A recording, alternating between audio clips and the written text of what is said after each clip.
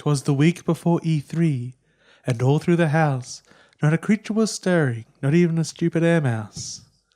And I didn't think of anything else after this. That's what you got. It's as far as I thought before the That's episode. pretty good. It's pretty good still, man. Yeah. You had me enthralled. Click.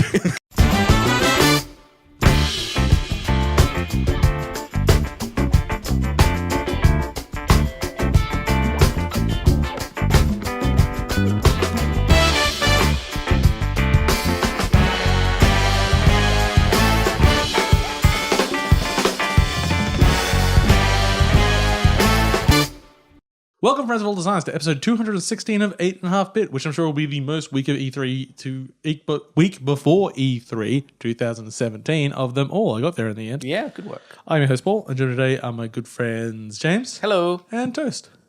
Hey, Toast. Come on, buddy. You're going to stop chewing the table start leg? eating Oh no, the table. he's going to chew the You're table gonna chew leg. the table? It's going to come through the recording and it's going to annoy Daddy so much. Stop that. He's a cute little guy. Yeah, if you stop These- chewing my These false table leg lust. on these tables. Shouldn't have used raw wood. I need to treat it. At least if he doesn't stop it, it'll poison him and then we'll be safe. We'll be safe forever. Safe from crunching.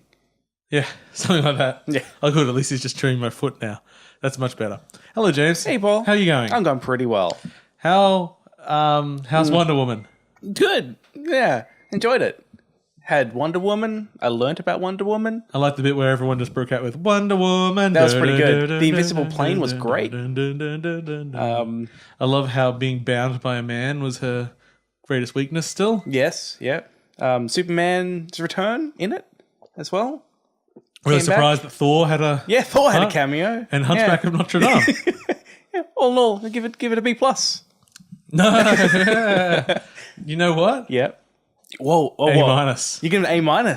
Yeah. Oh, it's beaten Marvel. It's above the standard of your average Marvel film. Now, is that because it was DC style finally pulled off, so it felt fresh Yeah, they made a movie that was watchable. It was quite and coherent? See, but I'm very disappointed. Yeah. Because if you notice, I pay out on the DC movies a lot. Yeah, I've noticed.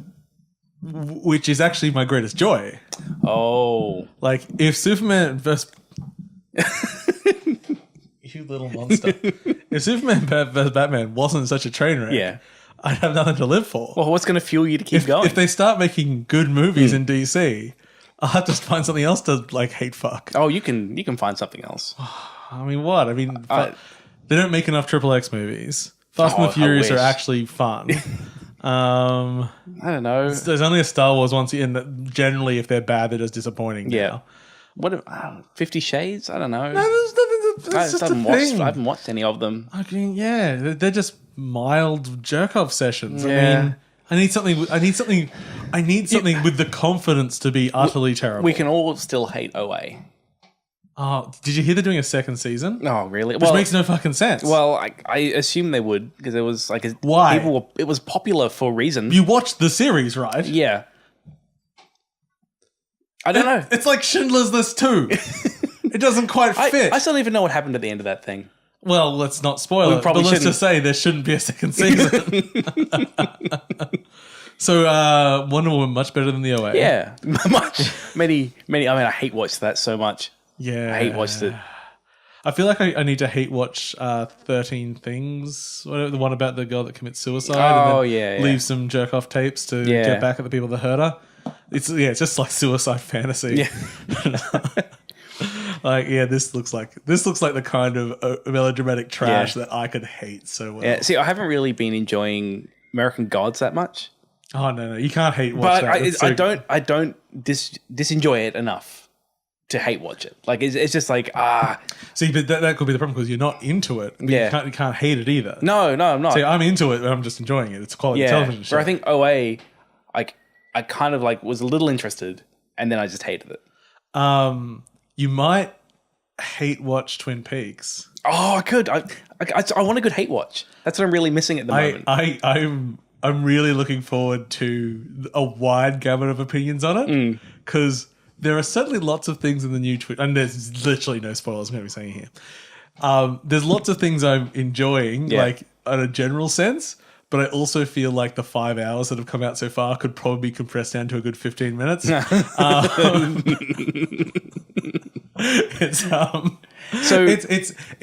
So you might say that David Lynch has a habit of going up his old asshole. Oh, yeah. But he's never gone this deep before. So I remember nothing of the original. Does it kind of expect you to remember nothing of the original series? No. It picks up like from the last scene of the second season. Okay, so and you need to have watched Firewalk. Firewalk, yeah. So should I do that? If I do at some point choose to watch it, should I go back and rewatch at least season 1? I assume season 2. Watch season 1, beginning of season 2, end of season 2. You can skip the middle basically. And Firewalk with me. I mean, the thing is, you could just watch some summaries and you'll get the general gist of it. It was not the fastest moving show. That said, it was faster than the new series. And that's not even on story. Like the story is still relatively rich. It's literally the scenes. It's like, wow.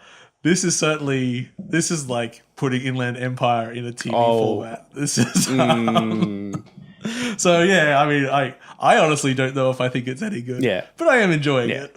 Is it pretty to look at? Sometimes. Yeah, David Lynch. I promise we'll talk about. We'll get to some video games soon. David Lynch cares about aesthetics as in like what's in the frame, but he doesn't always care about how it actually looks. So he cares about the food that's on the plate, but doesn't necessarily care about the presentation of the food. As long as the correct elements are there, it's like he's never been like a technical, like he's not there for technical wizardry. He's like no, we'll just double expose this. That's fine. Well, those scenes aren't even shot to be double exposed together. It's like, fuck it. Just do it. Just, you know what? We want to get this idea that they're both in the same place. So we're just going to crossfade back and forth over and over again. Like, it doesn't match. We didn't time it the same or anything, but we'll just do it anyway. It's like, okay, good work, Lynch. I mean, I get it. Is that kind of part of the reason you're there? Just to see what Lynch is going to... Of course. Yeah. And that's why it's so amazing. That's what and I mean that in a very literal, it's an amazing thing to be on TV because nothing... Like weird TV is not even weird anymore. Like things like American Gods and we're still being prime full of it. Hannibal and The Leftovers, which just concluded, and like there's a lot of weird shows that try surrealist things and everything. And this is just Lynch being full Lynch, which is both great and sometimes not so great. Anyway, so so you could watch that. You might sleep watch it. Are there similarities between like why I like Hideo Kojima to why you like Lynch? Where it's just sort of someone that's just going to go do their own thing. Yeah. And I to be damned with the rest of them. I mean, like their actual styles couldn't be any more different. Yeah. But they're pretty uncompromising. Yeah. Which is fun. It's auteurs. We're going to the auteur theory of games. What auteurs do we have? Jonathan Blow. Is Molyneux auteur? I don't know. He's more of a dreamer. No. Molyneux is a leader. Yeah. And a dreamer, but he doesn't have... Not everything is to his specific specs. His own idea of what a thing is changes so much. Yeah. He's willing to compromise. I do have a feeling he would be a complete nightmare to work with. Oh, potentially. Yeah. I mean, we both might have heard things directly about that, but let's just say names will be dropped. No names, Mr. Gilbert. I wonder if they have ever met. Probably at a conference or something. Yes. They probably met. I was going to ask Ron if he'd be a reference on my resume. Sure. Just drop it in. Anyway. Video games. So next week is E3. Starting on, we'll talk Australian time. So it starts on Sunday morning, like 2 a.m. 2 a.m., yep. That starts with the E3 conference and then it moves on from there until Wednesday, our time, which the last one is Nintendo. Conferences have changed forms a lot over the last few years, but most of them are still a show with Nintendo doing their pre-recorded, which I think is so much better for Nintendo. They can control their messaging a lot stronger and get it out there and everyone sees it at the same time, and that's fine. The other conferences could actually stand to do it too, except they still want to show their force of like, we can do a big live show. Yeah, and we want a big audience. Yeah, we need to see Ubisoft do the most hilarious things and really bad live demos of things. It's like, oh, I'm through here, quick! really bad commentaries and Snoop Dogg getting high on camera. That was so good. That was fantastic. Though that was EA. That was Battlefield 1. That was with, wasn't it? Oh, so good. What we call Call of Duty? We were calling something like that. I don't know, because of Battlefield. There was some good pot jokes kind of time. Yeah, I'm like having a big official effect with literally celebrities smoking joints in the shot. It's like, this is video games at the moment. Fantastic. So we'll talk a little bit more about that in a bit. Let's just talk about how the week's been going for us so far. So I haven't been playing very much this week. It's been just busy with life. What I did do, however, is I finally picked up Nier Automata. Okay. So I've only played the demo of that. So so far, so have only I. That's a weird so you're still pretty early on in the... So I was like, you know what? Because I know the beginning of the game is just the demo. And I also know that you have to finish that entire thing before you can save.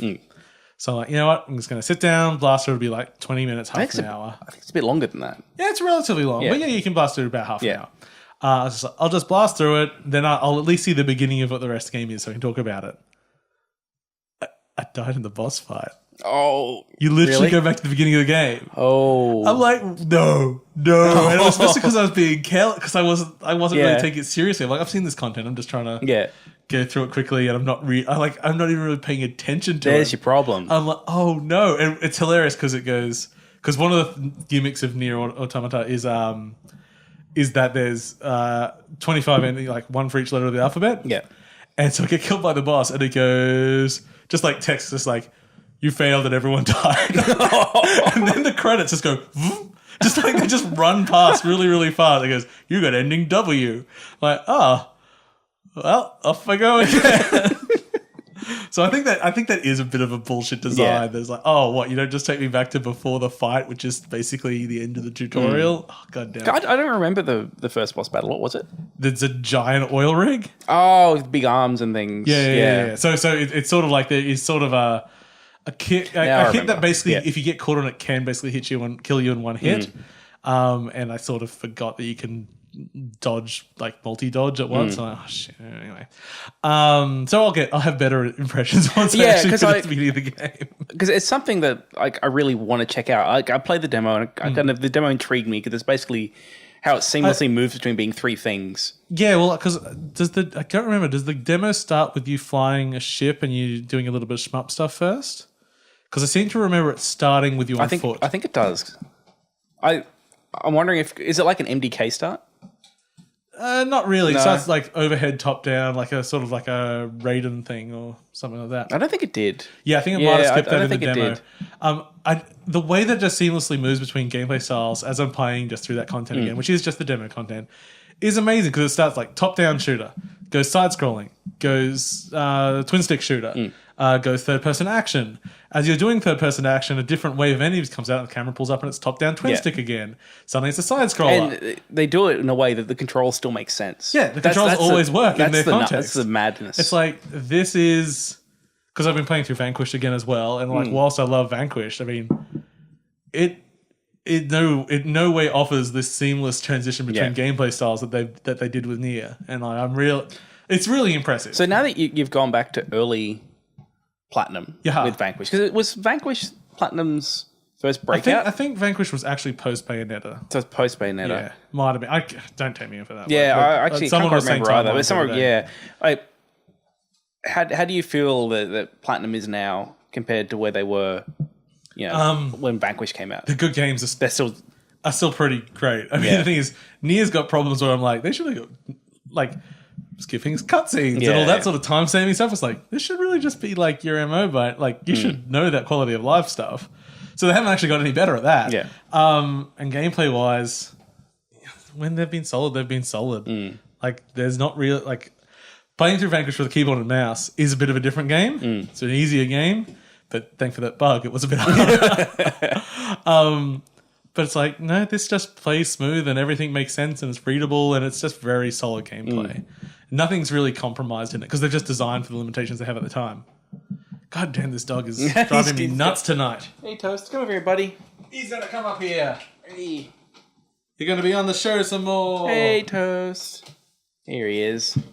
I just want to chew things. Chew all the things, Toasty. He's coneless now. Yeah, he has no cone. Freed from the cone. Pat, pat, pat.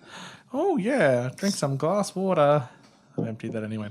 So that's... I don't really have anything to say of Nier, except it's still just a super impressive game. And it runs really nice on my PC, which is nice. So the PC... Because I played PS4. Yeah. And it ran nicely and it was fine. Yeah, I mean, I'm running at 1080. It seems to be running real smoothly. I hear there are some performance issues that people are still wanting patched out, and the patch has been very slow coming.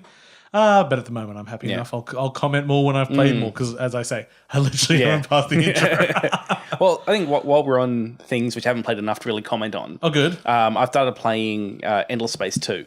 Yes, so that just came out of early access just a few weeks ago. So it's... it's a Space 4X, akin to kind of your Master of Orion style thing. I enjoy the Endless games. I find it a pretty fascinating universe that you have Dungeon of the Endless and Endless Legends and Endless Space. And Is Dungeon of the Endless part of it? Yep. Oh. Yeah. I didn't realize that. Yes, and they all kind of exist. I'm pretty sure they're all in the same universe. They're technically in the same universe. I think they're all kind of... I don't know about Endless Legends, but I wouldn't be surprised in the same universe. They all use dust. That's the currency in there. So it's this common thing. Kind of like Thimbleweed Park. It's my specks of dust. A little. Same universe. It's all the Dark Tower. And it's part of Dark Tower, yeah. Which makes it all part of Damon Lindelof Lost. Oh, it's all Which together. is part of the Leftovers. It's all there. Oh, man, that series had a pretty good ending. Should I watch it? Yeah, watch the whole thing. Watch it. It's great. Yeah. It's all complete. So I've played maybe a couple of hours of it, which is for a 4X is enough to kind of scratch. It means you've learnt some of the bugs. Some of the things. One of the common issues that Endless games have had is kind of broken, dodgy tutorials. This one suffers from that as well. So there's things where it goes to teach me something, but I don't have the resources to do the tutorial yet. So it's like, oh, okay, well, I guess I'll come back later and do that tutorial. It's one of those things where I just go, okay, if people still have the tutorial stuff turned on, when you go to do that, just put that resource in the fucking inventory. Yeah. Just give it to me. Yeah. It's cool if you could do that, bro. Surely it can't be so much that it would break the game. Yeah. But people are exploiting it by turning on tutorials and getting all this resources. Just let them do it. Let them do it. So that'd be a mad hack, though. It's okay. It's like I've been struggling when playing it to find the bit that makes me go, this is a lot better than Master of Orion, or this is a lot better than Stellaris. Whereas how are the menus? The menus are fine. Are they slick menus? Yeah, they're slick. But Master of Orion's got slick menus. Oh shit! It's they're there.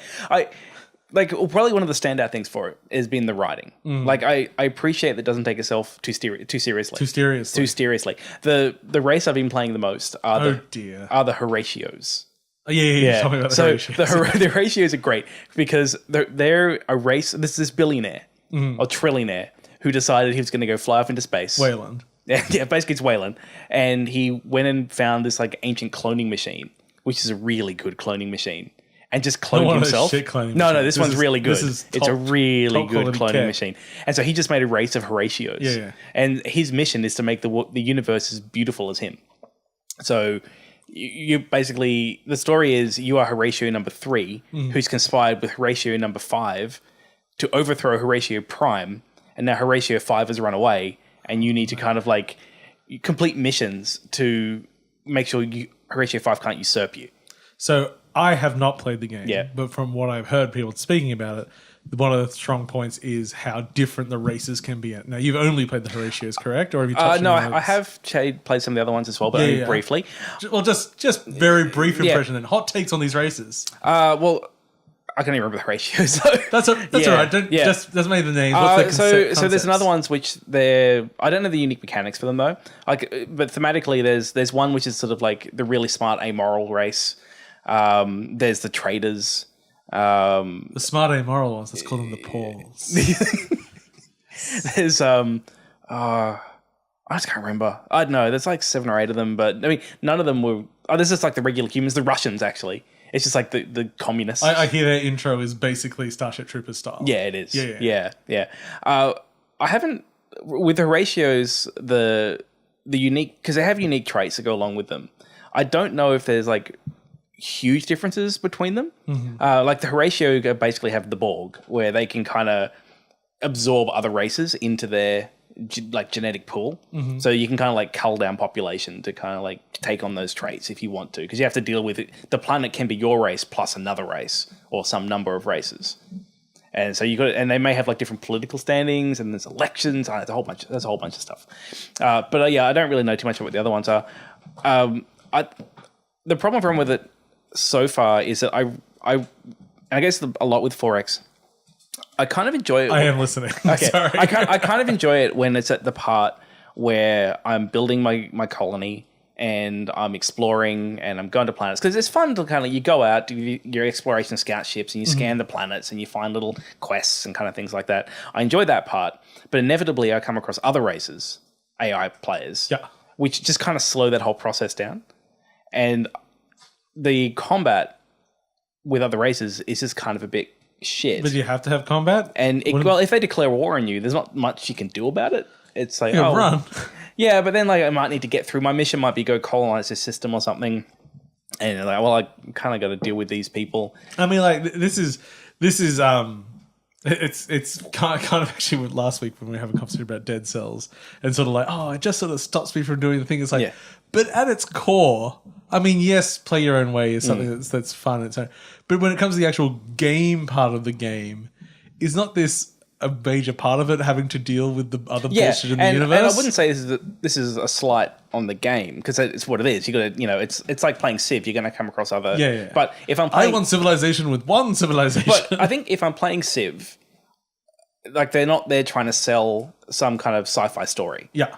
And so like I'm there to have like conflicts with other races. With this one, there is the avenue of, I actually just want to build my race out and be a pacifist and try and find out the story. Like, but I've got to deal with this problem now. I mean, maybe there's some options. I could just go like turn off all the AI. I only have one AI and just put it in super easy, and then who cares? And maybe that's actually something I'd enjoy more, playing it that way. Just make the other AI the dust. Yeah, dust. Yeah. Oh no, you have a vacuum cleaner. No. Is that you snorting the dust? No, I was sucking. Oh God, Daddy. Oh, that's some good dust. Dust Snorters, that's a new mobile app. Oh, hey, how about that? How about a mobile app that's not quite a game, but it just puts fake lines of Coke on your screen, and then the microphone listens for the noise, and it makes the lines disappear. Yeah, I had a $1 million maker there. I had an idea for an app which is just a fidget spinner, but of course there's a million of fidget spinners. So you didn't so much have the idea as I had the idea. As draw an obvious line from point A to point B, and there are a squillion of them. Yeah. It's like, you know what would be great? A fart button app. Oh, they're back in fidget spinner form. When you spin it, it makes fart noises. So, what do you think about? I was talking about what imagine I'm not coming up with the idea, and imagine it's a better name, but I've been calling them molecular transactions. Okay, yeah. Where it's like you just charge like a cent every time you open Instagram, or something like that. Oh, kind of like micro transactions. Yeah, that's why I'm a molecular transaction. Because everything's screwed because microtransactions suck, and they basically just need whales to make things work. But people won't pay money normally for things. I think it's a terrible idea. Oh, I think it's genius. And I think it's patented here. I think it's a terrible idea. Patented because it reaches a point. It reaches a point with transactions where the monetary value becomes irrelevant, and so I think you got this exponential kind of like value curve of discrepancy between what it is. Like you can say something's like $1 or $2, and there's some kind of resistance to doing it, but it's not like a lot of difference in resistance. 1 cent. There's a lot of difference in the resistance between $1 and $2, and so as you get smaller, that resistance is still there. And so I don't want to pick up my phone and think, do I want to spend a cent to look at an Instagram image? No. It's not even there anymore. It's kind of like when you have like Go cards and everything. You just have a standard like amount in your account, and it just dwindles down until it hits it, and then it adds another bit. So it's just very, very, very automatic. It really just it's like it automatically drains your bank account. Yeah. It's genius. Tell you what, I had an amazing day today. Yes. I had to go see a specialist for my death. my impending death. And in quite a busy part of town. So I drove there. I'm like, cool, I'm going to have to park in the parking station. But I'll do a loop of the block first, see if there's some street parking. Street parking straight away. Lovely. Nice. Walk up to the parking machine. It's like, okay, I'm only going to be here for a while. Let's just put an hour and a half on there just in case there. That's all right. Oh, $3.40. That's fine. Okay, that's nothing. I mean, parking station would have been like $20 minimum. Like, put it $3.40. In the return tray, $2. Nice. Just lying there. Nice. Only $1.40 to park in the middle of town for an hour. Oh, it's great. Yeah. And coming at me. Also, apparently I'm not dying, so that's a bit That's of a pity. great. That's good. Nah. Oh, not what you're hoping for? No, not with the rate I was building debt. In the greater scheme of things, we are all dying anyway, so don't worry. You'll get there. You'll get there, friend. I found a way to stop Toast from eating the table, which is to lock his head between my leg and the chair. Yeah. Although then he did a little gasp. So now I'm like, oh God, I just choked you today. Your head now, you bastard.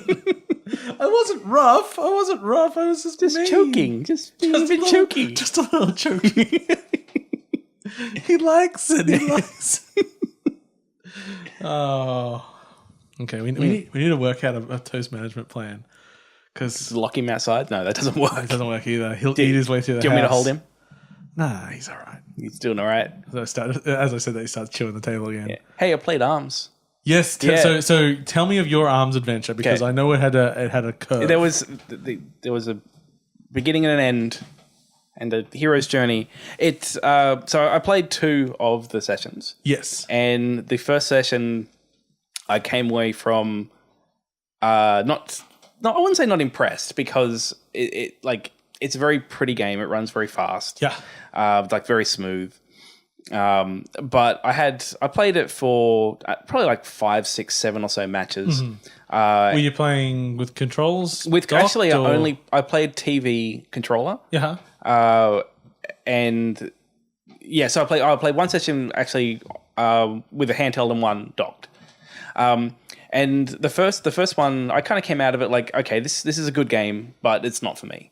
I had a bunch of matches. I didn't do particularly well. I didn't really have fun. I ended up having like 1 or 2 which were close, and I kind of enjoyed more. But for the most part, wasn't really into it. Because you were probably primarily playing against people that played both last week and this week, and basically had like 5 hours playing on top of it. Yeah, and so I don't know. Like, it didn't give the best kind of first impression. But I thought, all right, I'll give it a go. In the second PlayStation and put it up on the TV and all that kind of stuff. And I found when I actually started to figure out how to actually play the damn thing, it was kind of fun. It's a grower. Yeah, it is. The game modes are varied enough that I find that like the one that's most likely going to frustrate me is the 1v1. But you're probably only doing like a third of 1v1s. Oh, like, not even that. Like and I personally think that's the strongest. Yeah. But that's what's at least like the way the party mode is. And certainly when you're not doing party, you'd be able to choose which modes you want to do. But it's like, what have we got over the 2 weeks I did it? We've got 1v1, 1v1v1. Which wasn't there this week. Which wasn't there this time, was it? We've got volleyball, which wasn't there your week. Tethered team battle. I don't know if there's 4-player deathmatch, but probably is. But we won't count that because we haven't played it. There was targets, which was on this week. The basketball. I didn't actually get to play basketball. And probably the bigger one, headlock. Headlock, which is 3 people versus a CPU-controlled boss.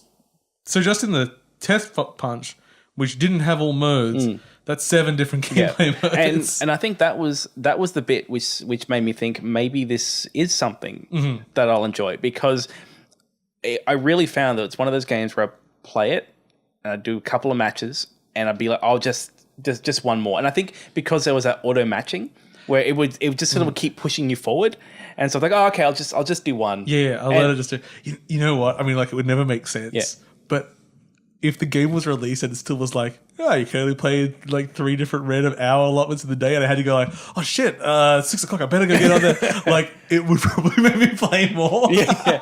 Because I only got to play on one of the sessions and I was very late to it. Yeah.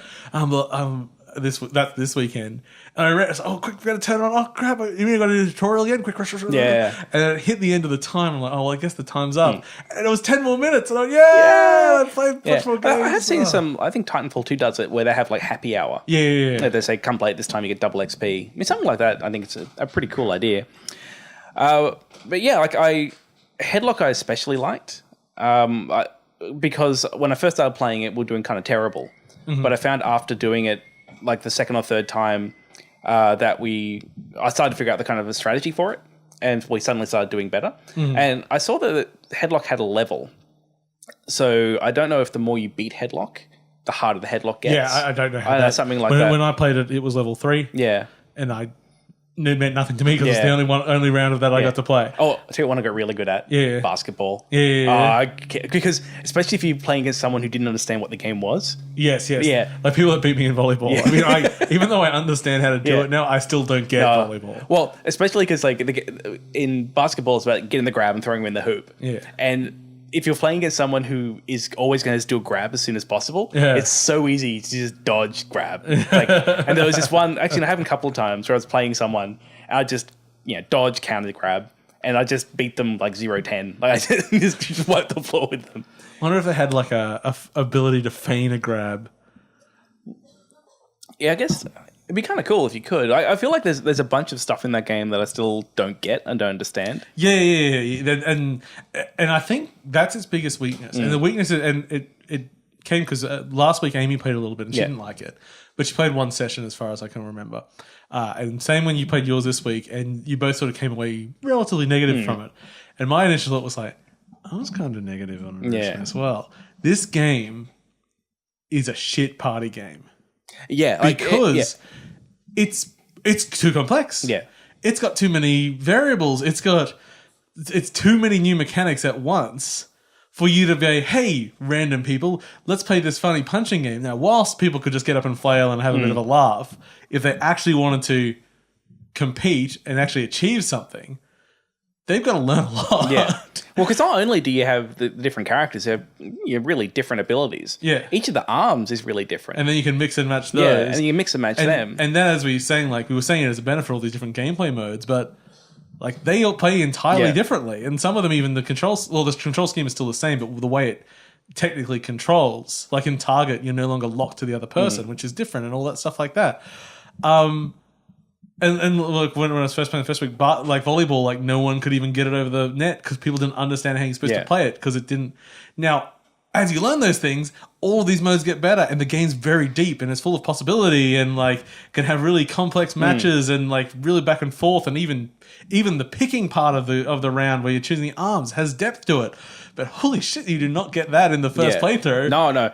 But I found the more I played it, the more I started reading what they were doing and trying to think a bit ahead, and just try and kind of counter. Like if it was someone I knew that was really grabby, then that I kind of changed my strategy. Yeah, but I think because the game is kind of slow and that you do your punch and it takes time to get out, it actually gets really readable. Yes. Yeah, and if I try to play Soul Calibur or Street Fighter or something like that, I know there are kind of tells and things you can read in that to get good at it, but those windows are really small compared to something like ARMS, and by slowing that down, they might have actually made a fighting game that I kind of get.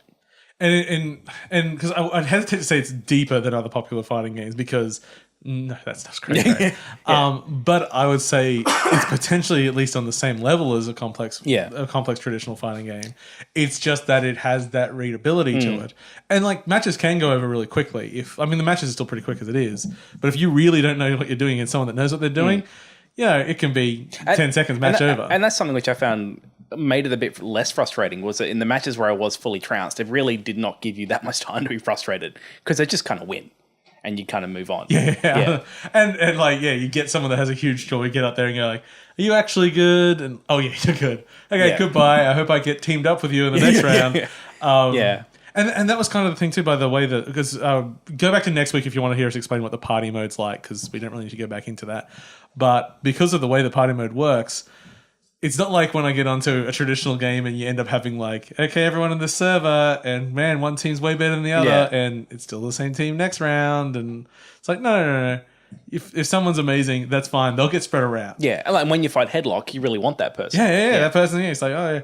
And they might, even if it's a team battle thing, it's like, well, maybe the other person they're with is awful. Yeah, and they'll be a real detriment because did they have tethered battles in the second week? Yeah, because I didn't realize when I was first playing that, I thought it was basically just a team battle, and the fact you were tethered was just that you knew where your teammate was. It's like, no, there's physics pulling you towards each other. Because I tried, because in the team battles, I tried to flank. Yeah. And there's really only so far you can go before the tethering. And I think to stop that kind of just flanking them from both sides, I think that's why that move is I thought it was a really smart move. Yeah, because otherwise it's going to be really hard to keep track of those two people. Yeah.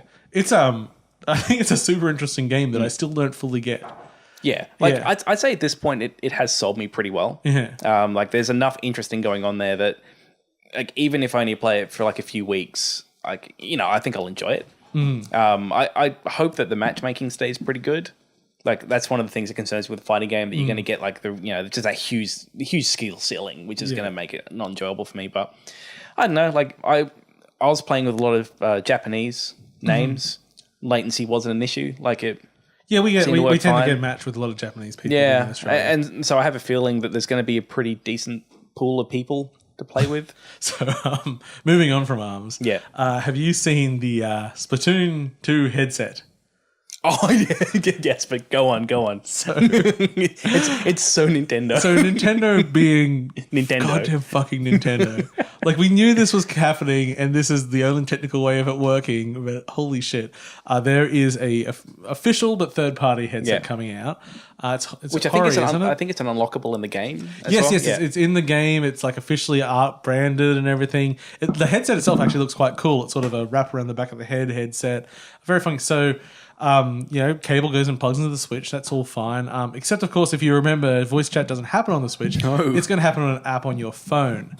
And so that means this headset has a Y splitter. And you have to run one cable to the Switch for that audio and one cable to your phone so you can talk and hear on the phone. Yeah. Medium cost, like, I think they said the cable's 20 inches, which is still at least a little bit. But how are you sitting with, like, I'm going to have the cable running up here to the phone in this pocket and then down to the Switch? And I'm a little surprised it's not Bluetooth.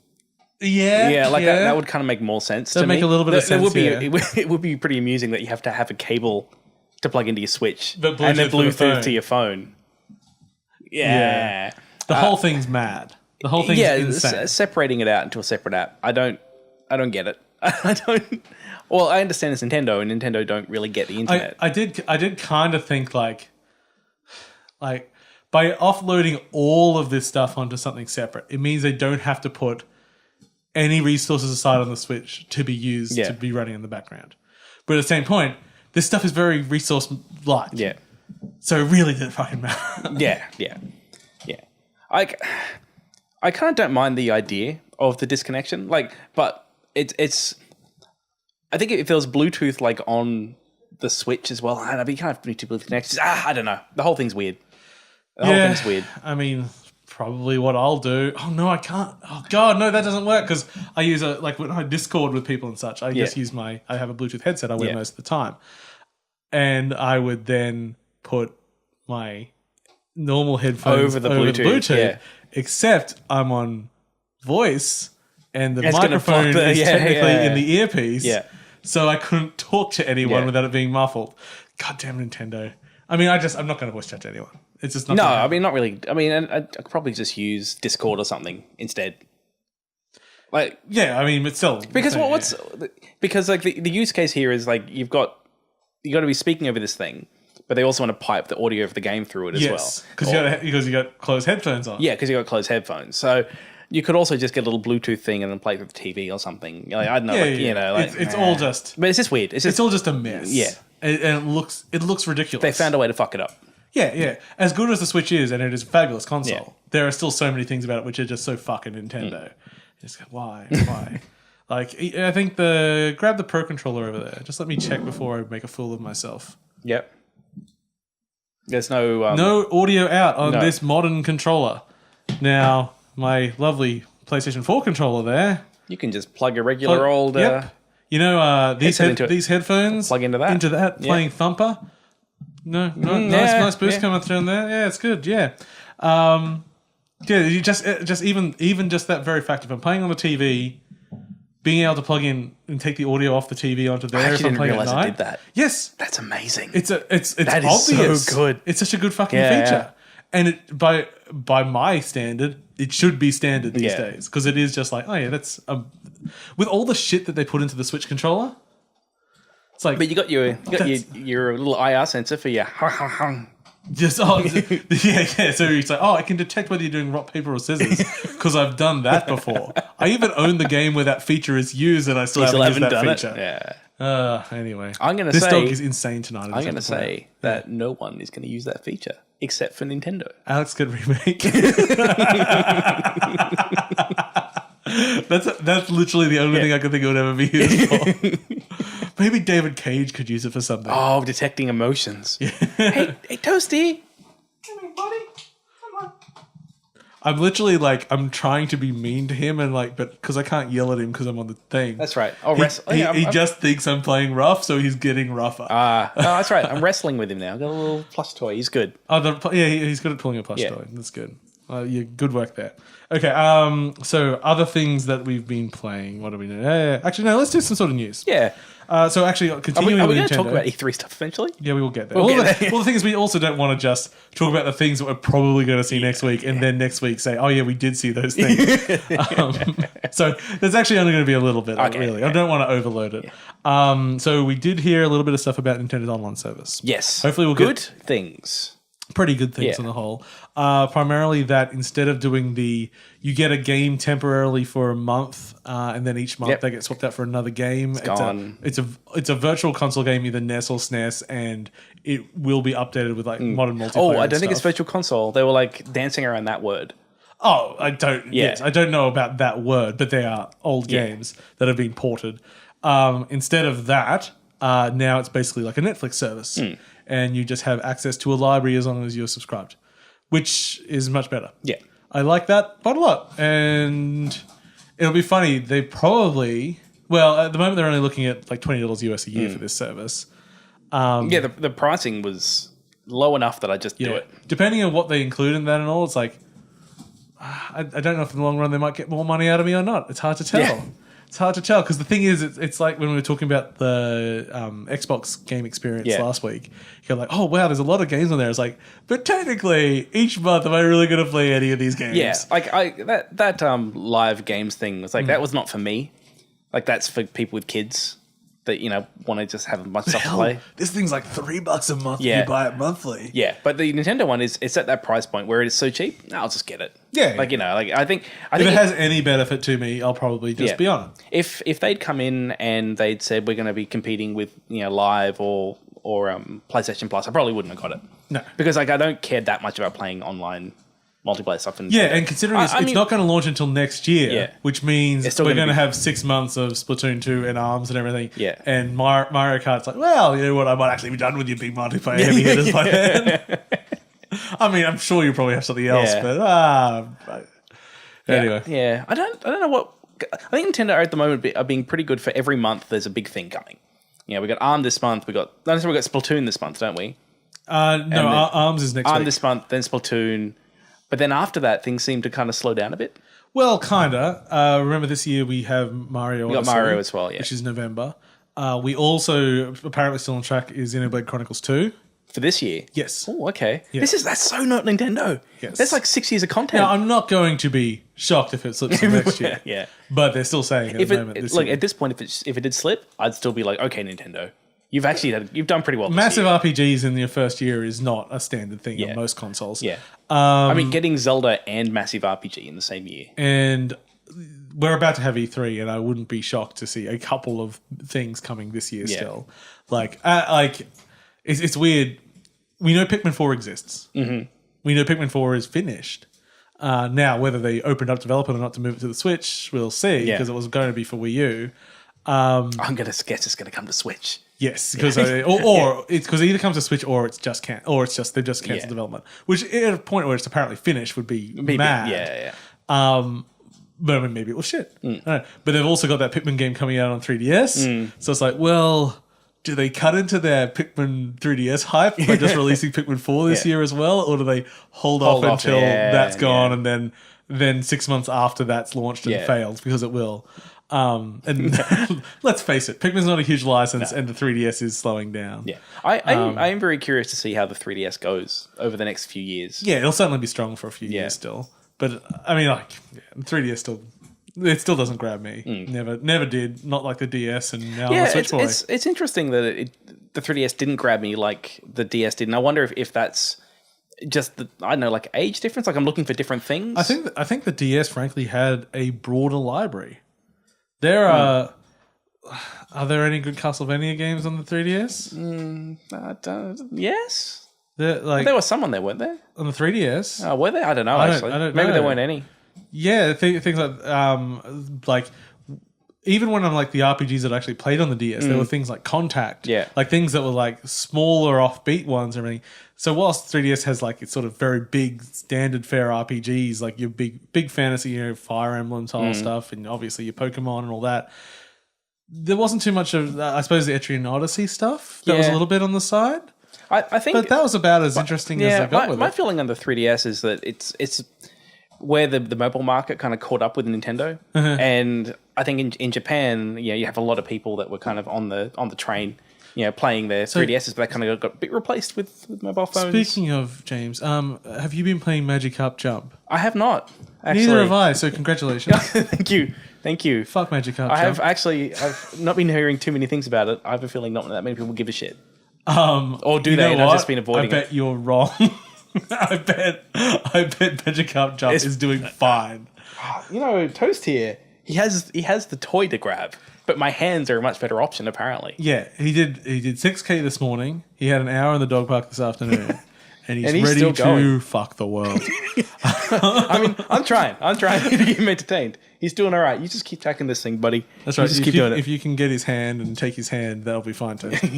Okay, so that's sort of all we know about the online service, and we'll hopefully see a bit more about it. How the hell it's actually going to work, and will I at least on my Switch itself be able to say, hey, James is in a Splatoon match, join that match? What I want, or do I have to get my phone out and like scan a barcode and put it in a dock and then jimmy it around and do a dance? If I can pull up my phone and say, oh, Paul's playing Splatoon, and I tap a button and it turns on my Switch and joins the game automatically, I'm happy with that. It won't turn on your Switch. But it won't do that. No, it won't do that. That would be great. You know what it'll do? It'll say, you go to your Mac and go like, oh, James is playing. This is in your phone. You go, oh, okay, James. It goes, do you want to play with James? Yes. It goes, okay, calling James. And this is just on your normal phone. This isn't because it's not out there. And you go, hi, James. I want to join up with you. Oh, okay. I'll load up the app. So you both load up the app then. And then it goes, okay, 3, 2, 1. And you better have the phone still going so you both know you're in sync. And then it goes like, rock, paper, rock, scissors. And it's you got to get 20 of them like synced in a row. So it knows that it can tell then who's... Well, because that's what they have with the 3DS to like when you want to join people near you. It's like, I'll both like line up these symbols or whatever. It's like same thing but with rock, paper, scissors with that IR center. Genius. Yeah, it's done. It only takes 35 minutes. It's like it's the fastest they've ever done it. Just give me a fucking button on that friends list. The friends list is embarrassing at the moment. Like it's not even launched. There's not even launched the same game option. It's literally James is in Zelda. It's like, oh well, that's nice to know. I'll note that for later. One day, Toast. Go for the thing, not my hands. Kill him, Toast. Just go for that little guy. He's no friend of mine. He's gone mad with... Now he doesn't have a cone. He has gone mad with power. Yeah. He wants to bite all the things. He's going to kill you. Okay, so moving on. Yes. Surprise game release today, did you see? No. Monument Valley 2 came out. Oh, okay. Did you know Monument Valley 2 was being made? Nope. No, it's released. I think it's $4. Okay, I'll check it out, I guess. Yeah, I want to see because like Monument Valley ended up adding some more content after its initial release. It's like a $10 game on at launch or something. Well, I don't think it was that much. It was quite high. I think it was somewhere around 10. I think it was like a $5 game. Right, which is still, no, because you're thinking, it was quite high, but then you're forgetting it's mobile. Oh, okay, yeah. And this was a couple of years back, so $5 used to be like, ooh, what is this? I mean, geez, half the cost of a burger and chips. I mean, no way. Well, you can get some cheap burger deals these days. You can. I was at Hungry Jack's today. You could get 2 like cheeseburgers for $5. Amazing. So, but I didn't get it. I thought about it. I thought about it. I've seen a few places around where they start doing like dollar range. I'm like, oh, it's like the United States. They have a dollar menu that you can buy something for one of those gold coins. I have to go find one. I haven't seen anything you can purchase with 1 gold coin in years. Even when I went to go get a paperclip, they said 3 gold coins, please. Like, damn it. Anyway, so Monument Valley 2 dropped, which is cool. Hey, there we go. If you're very excited about getting into Breaking Bad now, several years after it concluded, Vince Gilligan is currently working on Breaking Bad VR for Sony PlayStation. Okay. I don't know. I have no idea what this is. Vince is involved, so maybe it'll be interesting. I don't know. Like, it seems so after the fact. Yeah. It's like we're working on our new Sopranos game. People love the Sopranos, right? Did you ever watch any? How do we get James Gandolfini? It's like he's dead. It's like, damn it. Who else is fat and Italian? Did you ever watch Better Call Saul? I never got into it. It's one of those things that I'll eventually watch, I'm sure. But I started watching the first season. I'm like, this is good. It's interesting. But it just didn't capture me. Because I mean, Breaking Bad had such a cultural touchstone. Like it. It didn't really pick resonated. Up until season 2 until it started getting that cultural influence. Yeah. I mean, and that's the thing. It's like just being in the same universe isn't enough to get the cultural zeitgeist behind you. Yeah. One day. Yeah, I'm kind of the same. Like one day I'll watch it. Clone Wars didn't exactly kill. No, I didn't. But have you heard the tragedy of Darth Plagueis? I actually don't know this meme. No, it's like every line from the prequels is a meme. It's amazing. That's one of the memes. That every line is a meme. It's like it's the most shit postingest subreddit in the world. They just live to shit post. It's fantastic. And if you don't know what shit posting or memes or any of that stuff means, just don't. Yeah. Just preserve your life in its current state and fail to engage in any way. I also like that for the people who are watching this on YouTube, not listening, you can just see Toast. Just jumping up a little bit. Like, I have to go back and watch this because the whole episode is me doing this now. It's like a shark just jumping over like, It's so good. So you're going to see all the... Come on, Toasty. Come on, Toasty. That's quite high. Let's see if he does he's been going for it. Every now and then he just goes and has a nap, lies down. Come on, Toast. Come on, buddy. Jump. Oh, he's not doing it now. Jump. Come on, buddy. Nope. He's done. I need to... It's like, you're not giving me that chicken. Like the moment we start talking again. That duck... You know why? It's because we're giving him attention. There we go. There we go. We purchased that duck the day that we picked him up, and we got the duck and we put it in with all his brothers and sisters so it would get their scent on it so he wouldn't be so homesick. He didn't even give a shit. It's like, this will be his comfort toy. Any old toy's fine. I like that. He didn't really care about his brothers and sisters. The bits of pink on it? Yeah. I'm pretty sure he ate a pen at some point or something. And it's like, is that blood? Yeah. Is it my blood? I couldn't tell. It could be. He's been going after me a bit. Maybe it's some blood. All right, he might have settled down now. Fool. You know nothing of this dog. Just when you think he's out, he'll pull you back in. Okay.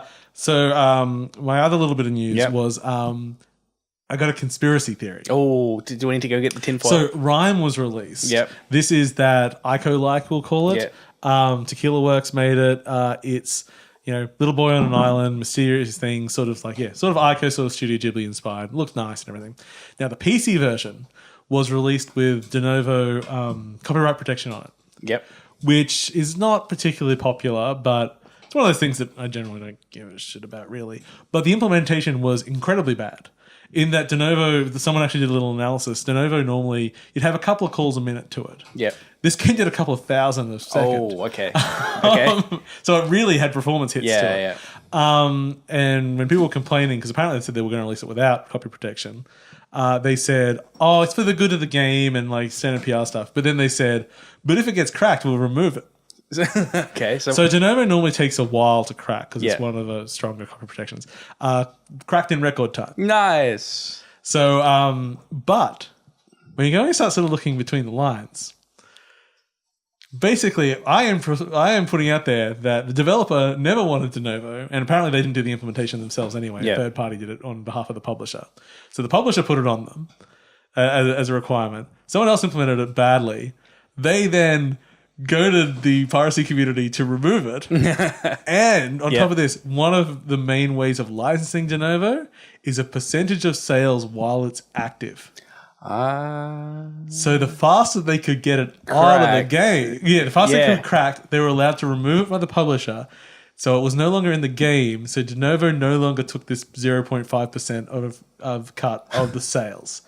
That is my somewhat believable conspiracy theory. I'm going to connect the dots. Yep. And I'm going to go with you on this one. I think it's...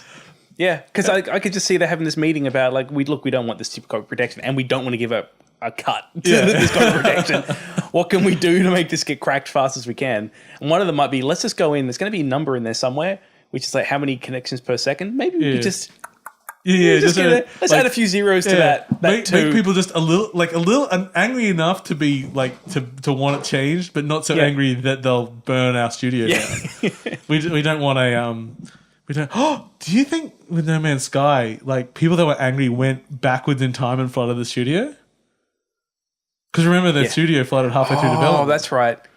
Like that's how angry people were. They developed time travel just. Is it evidence of time travel?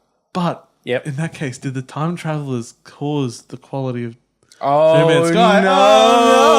Oh, no! Damn paradoxes. No, Paradox did not distribute either of these games. That's good. It's the name of it. I know. I get the joke.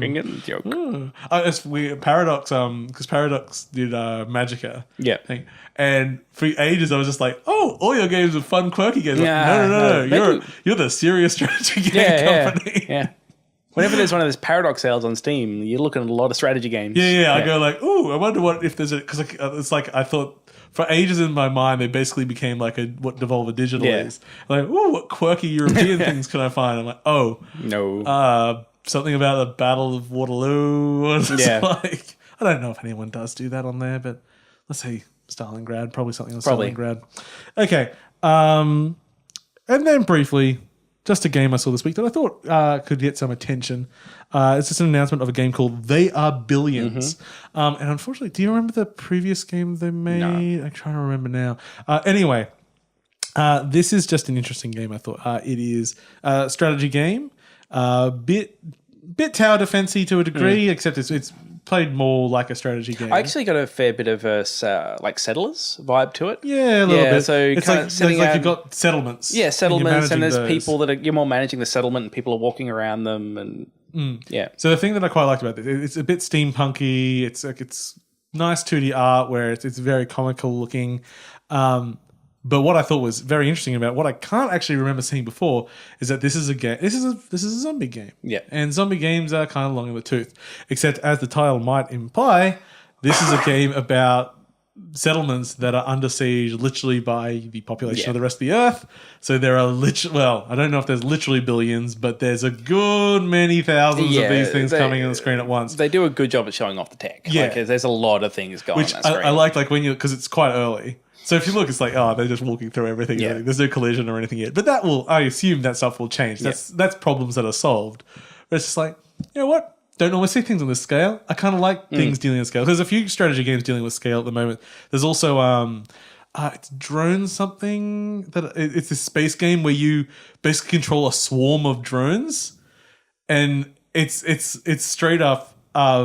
like there's thousands and thousands, and there's sort of like it's like a particle system that controls them. And you're literally like, I'm going to grab this bit and turn them into a wall here, and then I'm going to throw drones at them on this side of it. Like it's almost like a geometric. It's kind of like when you've got the Flotilla. I think was like that was like a strategy game where you're sending things to planets, wasn't it? Oh no, that's not Flotilla. That's Shit, I'm mixing up a bunch of different little strategy games. But anyway, it's sort of like it's a numbers game, but it's also a geometric puzzle game. And I'm like, this is different. I haven't seen and plus I love swarming things. Galcon? Galcon's not what I'm thinking of, but I think that's similar-ish. But Galcon's about you moving kind of large groups of things, and it's how much of that large group you're going to commit to doing this thing. The one I was thinking of is like you're sending like seeds and you plant on planets and then they... Begin with D? Sure it was F. Dinosaur. Something a car. I don't know. You think we'd be better at this, at naming video games? My Steam list is like 2,100 games at the moment. There's a lot of fucking games on there, and that's not even all of them. Too many bundles, man. I stopped adding all the games from the bundles a while ago. You stopped adding them, but you're still buying them?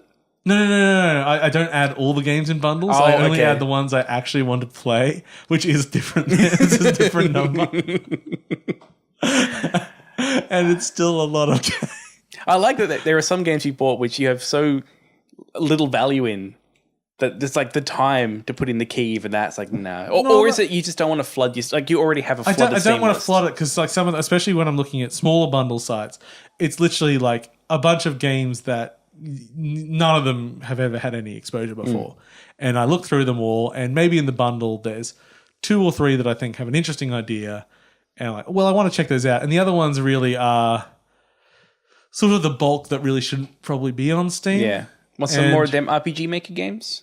Yeah, and mainly every once in a while there's an RPG Maker game that looks things interesting. So there can be good RPG Maker games. But then there's also just a lot of dreck. Or a platformer that just looks like every other tile-based platform where I've basically someone's making a game of the equivalent of Secret Agent. And whilst I love Secret Agent, that was 30 years ago. Good game. That's not retro enough yet. Because you got the kind of you got your retro for like you have to win the game. So has one thing that I haven't seen in other games. I'm talking about Secret Agent here. So Secret Agent is an old apogee. Kind of like original Duke Nukem. Yeah. Now, one of the things that this game had, which I have not seen replaced, is that enemies were color coded, and that's not unheard of. That's pretty standard. But every time you shot them, they went down a rank. So whilst it might be someone with a gun, you then shoot them and it's someone with a knife, and then you shoot them again and they become someone with nunchucks, and then you shoot them and they're dead. So you could actually de-escalate the danger of enemies by shooting them. And that's a fun idea, which I have not seen repeated. I'm like, so maybe it's time for us. I'll just steal it. Secret Agent. The closest I can think of is kind of your dead spaces where removing limbs will kind of change it a bit. But it's not like a straight up maths thing. Yeah, but it's not like we're knocking down the number. Yeah. Maybe, oh, no. What? I was thinking about Secret Asians. Because there's, the song Secret Asian Man? No, Secret Agent Man. See, even then when I tried to say the words, because I always hear Secret Asian Man, and it makes me giggle in my head. Because I've been accused of that before. What, of being a secret agent? With your squinty eyes? I'm very comfortable in Asia. Other than being big and white, they embrace me very... I'm pretty squinty right now. Yeah. It's because I've got tiny smiles in my eyes. Your eyes make tiny smiles. Yeah, I was trying to think of a way to do it without being offensive. And everything was making me giggle, but also like, but not worth saying out loud. It was making fun of the racists. Damn it. God, so some of our some of our humor we did when we were sort of like late teens, early 20s, and like I find images on it, and like, man, we did not have good taste in humor. So just like I can see we were going for like some sort of like fuck the system political statement. It's like, oh, but we did not have a thesis. We did not have. I know we'll not repeat any of it on the show. I was a bad man. And now I'm bad in different ways. Yeah. You're more aware of your badness now. Oh yeah. I'm still just as awful, but I know the why insight I'm full. Yeah, exactly. Into your own horrors. Yeah. Okay. Shall we talk about E3? Yeah, let's talk about it a little bit. Okay, so E3 is happening next week, as we said. We already gave some basic dates. There are a few good places. I'll just name. Oh, good if I can freaking remember them. I don't. Press Start. Aussie site. They did a nice little post with all the Aussie times up there. So I'll drop them because I was sharing their art. So I may as well. I thought it was funny. A few people were like, where's this from? I go, well, it says Press Start. Right there. Yeah. People are real bad at reading. I mean, I could have copied it, but they did the work, so they get it. So they did it. So all the times are up there. Yeah. I like to stay up and watch them. You normally don't stay up. You normally do like 1 or 2 watches. I think it depends on the time. Really, like the 2 a.m. one basically means I'm writing off the next day. So yeah, in excitement. And I remember getting excited when the consoles were being like when there's like, when there were like new console announcements, those are really fun. You say that, but you still weren't up. I think it was for one of them. Because I remember when the Xbox One and the PS4 were released, I was up and I was live blogging them, and I was all alone. What might have happened is I might have woken up and looked at my phone and just read your live blog. Like, will someone please share opinions with me, please? Yeah, so I don't know. This one, well, let's kind of go through what we're expecting to see, maybe. Okay, well, there's a few things we're definitely going to see. Yeah. So we're going to see the official reveal, and I'm going to assume a name change of Project Scorpio. Yeah. Scorpio, and I think this is a very make it or break it year for Microsoft when it comes to the Xbox side of things. Well, I think Microsoft feel like they've been positioning themselves, I wouldn't say out of the console market, but they've definitely been doing things which are really like reducing their dependency on hardware. Yes. With all their kind of cross-buy stuff and kind of thing. But that brings us to their big problem, the lack of software. Yeah, and at the moment, what are the exclusives? Crackdown 3. Crackdown 3. Sea of Thieves. There'll be more Halos. I don't know if any Halos will be announced this year, though. I think there was something said about whether there will be. I don't remember. Because at the moment, even like Halo's like a known quantity. Yeah. So it's kind of not worth anything more. Like it exists for their existing fan base, but anyone that they're hoping to grow to is not going to go. Are we up to 6? It's not going to go. Yeah. Is not going to go Halo 6. This is the one. Now it's time to jump on the Master Chief bandwagon. Yeah. It's like if there's anything that's going to put, because we lost Dragon game. Dragon's Dogma? No. Oh, it's Scalebound. Scalebound. So that's gone, and that was like. Well, that was one of the reasons I got the Xbox One because that looked really cool. If you never noticed, we at least like talking about Platinum games. Yeah. I mean, they got Forza, but there might be a new Forza game. Yeah, but again, kind of a known quantity. Yeah. And that's not to say it's bad. I mean, I think Forza's really cool. But yeah, they need to like Crackdown 3 is going to need to wow the shit out of it. I can't see that many people giving that many shits about Crackdown 3. Yeah, me too. Me too. I don't think Sea of Thieves is going to be a console seller. Hopefully it's a good game, but I mean, who knows? I mean, maybe we'll end up developing a community and being just like that sort of cult craziness. I do think I have a bit of a skewed view on the popularity of the Xbox One. Still, like whenever I load up my Xbox One for whatever reason, there are still a good number of people I know that use it. And use it regularly. Like and my argument here. Sorry to cut you off there. My argument there isn't that it's doing shit and doesn't have its fans. But if they're going to sell the idea of the Scorpio and to grow Xbox into a powerhouse again, it's still popular, but it is like Sony released numbers again. Sony like to do a little bit of a fuck you before E3. Yeah. You're like, hey, we're outselling you 3-1. But I think like if you go the Sony route at the moment, like you're getting kind of like I feel like it's got the exclusives to kind of justify that's probably the path you want to go. It's like if you go Xbox at the moment, it's like, well, you kind of just getting less because they don't have the exclusives to offset the exclusives that are going to PlayStation. And even when you go, okay, they're getting out of hardware. So that's why I don't have an Xbox so I can play, well, these days, everything on PC. Yeah. But if I'm playing on PC, I'm using the Windows Store, which isn't great. Like, even though I think it's okay, it's still got a long way to go. And there's almost no games that I would get on it because there's very few exclusive on that platform. And if it's on PC, I'll get it on Steam or something that I trust.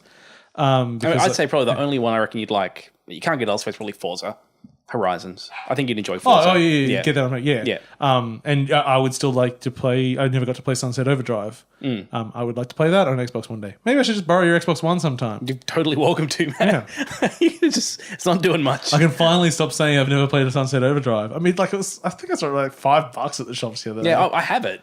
Yeah. You can borrow both the game and the console. Holy bejeebus. I will let it happen. That'd be sweet. Yeah. And tell you what, you can borrow that small Connect 4 game I've got up there. Oh, wow. It's travel size. It's travel, and there are no 4s that have been connected. It took me a while to do that. You had to actually find that? No, it's actually very easy to not Connect 4. You just, when there's 3... You don't put the other one in. There's your algorithm. We just wrote a book, Obvious Algorithms.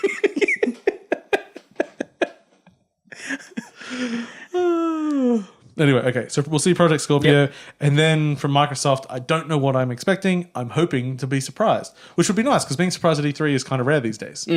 But I also am kind of cynical to think maybe not. I'm not really expecting much. But yeah, I always want to be proven wrong. Then maybe there'll be a little bit of VR talk about that might get rolled into the Scorpio. You know, would it be really cool if there was like by the way, we've got like Rift support, like official Rift support you can run, because that I think that actually probably I would put that as a very likely, because I tell you that could sell me because I do want to get into VR more. And especially now that Star Trek Bridge Crew is out. Especially because there's Bridge Crew, and I really, really, really want to play Bridge Crew. It's getting good reviews too. I will. I was like, oh, can we talk about Bridge Crew? And they're like, oh, wait, literally none of us have a VR headset. And like, I was looking at PlayStation VR, like, but I can't justify like $700 for one game. Why justify $700 when you can justify a few $1,000s on a bitchin' new PC and a Vive? Because it's several $1,000s. Where I think if there was a new Xbox, maybe if there was a bundle, but there won't. Let's face it, you'll be spending more than $700 to get that thing up to spec. Yeah. So, the new Scorpio, because the Scorpio also, they've said previously, isn't going to be priced the same as the Xbox One currently. It will be a premium. It'll be more, yeah. So it'll be maybe it'll be a 1.5 grand bundle. that'll work for you, James. Maybe.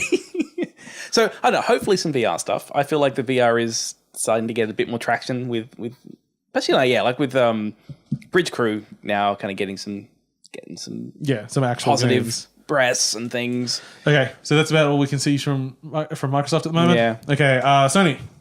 What do you expect from Sony? Probably we'll see some of the new Uncharted game. Yeah, we'll see new Uncharted. We'll definitely see Last of Us 2. Yeah. What else did I actually write down? Yeah, I didn't write down a whole lot of stuff. Oh, they're going to be showing more Days Gone, which no one seems excited for. Maybe they can show us why we should be excited for it. Maybe they can get some of the They Are Billions ideas in there. We're going to... What's your strategy with... Oh, you're just going to get the toy back, are we? Yeah, this worked okay last time. Okay. So Crazy Dog's back in. He's back here. He's here looking for action. He's going to love you so much more of that. God of War. Okay. Yeah, I'm actually pretty keen to see more God of War. I think changing to kind of a different kind of mythology, I'm curious to see. Yeah. I think it's about time. Very American gods. So what, lots of gay sex? I hope so. That'd be How great. good was the gay sex? It was really good. They're not throwaway characters either. That's good. They're going to come back in the story. Yeah. That's. I mean, like they will have lots of third parties there. Yeah. But I don't know what else I'm expecting at the moment. I wouldn't mind seeing a bit more of new Assassin's Creed. I wouldn't be surprised if they barely do anything with the PlayStation VR. I almost see it being like, okay, we got it out there. Yeah. We pretended to support it for 8 months, and now we're moving off on to die with all our other peripherals. I just want to wait for it to get really cheap, like just the headset. Yeah. And then I'll pick it up and I'll play Bridge Crew because there'll be a Bridge Crew playing for years. Oh yeah, that'll just keep going. Well, especially with it cross-platform, which is the smartest thing they did. Cool. Okay, so Sony. Look, we won't bother bundling with that. The other things that we're definitely going to see, that like third-party stuff, we're definitely going to be seeing Destiny 2. Yep. Sorry, I burped halfway through that. Yep. I guess I was vomiting halfway through the word. Look, I would like to know a little bit more about it. I think their grouping for like the guided raid thing actually sounds pretty good. You heard about that? Yeah, I've heard more about some of the matchmaking stuff, and it's still like, oh, you're still just being weird about everything. Yeah. Like the fact that all the PvP is now 4v4, I'm like, oh, you mean you can't just choose to do something else? That was a weird choice. Like, I kind of get having more 4v4 modes. Like, sure. But like... No, only 4v4. I'm like, okay. You're a popular game, right? Like, hundreds of thousands to millions of people play you. Like, you could probably support... I mean, you could probably do... You could do 2v2. You could do 12v12. There's all these options. There's so many numbers. There's so many numbers, which are just changing a value. It's true. I think it's because of their weird PvP shit. Yeah, I don't get it. We'll see more of Far Cry 5. Did you see the trailer Ubisoft put together for the games they'll be showing at E3? No, I didn't. Ubisoft... as much as they get shit on, I love Ubisoft. I think they have a fantastic sense of humor about things and everything. So they go, oh, we're going to put a trailer to get everyone excited. And it's just like, here's a game. It's like Far Cry. And then it's like shot saying unannounced feature. And then it's like a blank screen with like unannounced game. He's like, oh, you're right. This trailer is like kind of terrible. And then like they upload it and they go like, it's like Ubisoft iconic trailer. And then like take away iconic. It's like they know when they've done bullshit. They'll play into it. And that's fine. Like you could see it cynically, but I don't know. I think Ubisoft, as big of a like corporate behemoth they can be, I think they kind of still have soul. And they still let like Blood Dragon happen. Oh yeah. So they let Uber Arts projects happen. All those Uber art projects and everything. Yeah. I think they're fine. I think that like they do a good variety of stuff. Yeah, they just got a launcher and they have lots of stuff about having to get to the top of the thing to unlock the area. Yeah. And let's face it, if any game's going to continue that, it's Far Cry 5. You got to get up this radio tower so we can get the beacon up there. Oh, good. We've unlocked all the local races. But maybe in a post-Zelda world, maybe things will be a little different. Maybe. I am actually very interested to see what happens with Far Cry 5. Oh, what's he doing? I think he got caught in the leg of the table. Oh, silly toast. Little boy. I think that took the wind out of the sail a little bit. He's like, I'm going to move away from there. Maybe back to the toy. You come back over here, little buddy. My general rule at the dog park when people are worried about taste is like, no, one squeak means, oh no, please don't. It's when there's more than one squeak that something's wrong. No, he's gone straight back to the table. God there we go. Come on, buddy. Come and grab the stupid duck. Yeah, good. There you go. No, I just want to chew the tail. There we go. He's back. He's back. Good. So Assassin's Creed Origins we'll definitely see. Yep.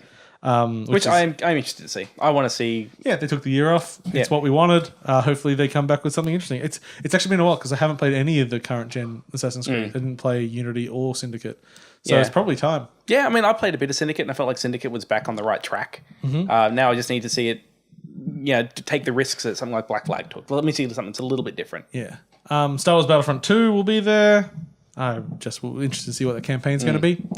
Xenoblade Chronicles, as we said before. This will be at Sony. The Spider-Man game. Oh, okay, yeah. Do you remember the Spider-Man game? I don't remember Spider-Man. Well, I remember Spider-Man as a game. Oh, no. Well, they announced it at E3 last year. Insomniac's making it. Oh, okay, cool. Yeah, and I'm pretty sure it was Insomniac. And it looks real sweet. Yeah. So it's sort of like, oh, well, if you can at least get to be if you can be as good as Spider-Man 2. Just get there. Just aim for that. If you do better, great. I'm going to say Insomniac kind of know what they're doing. Yeah.